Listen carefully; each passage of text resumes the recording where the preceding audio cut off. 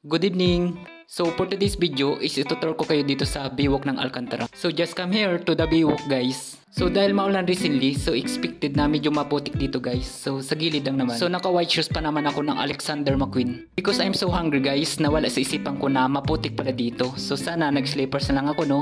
So dahil andito na ako, saka andyan ka, so itutuloy lang natin yung lakad natin guys. So dahil galing pa kami ng gym guys, so gutom na yung tiyan namin. So kahit gutom ako, itutur ko muna kayo dito sa area nila para makita nyo yung itsura dito guys. So I'm with my friend, si Dwight, galing pa kaming gym. Siya pala si Idol, so dahil pinicture ko siya ngayon, so dapat i-share niya yung vlog ko. I also know a lot of people I meet here guys. Siyempre, hi hello tayo para hindi tayong sabihing masungit.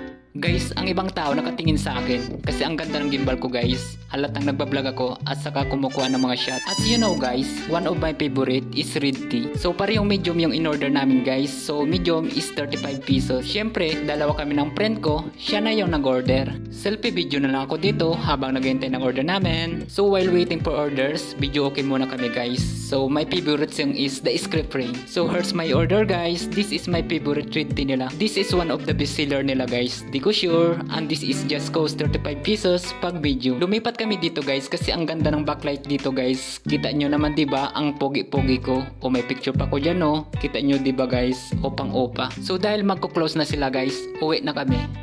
So hanggang dito na lang, bye bye!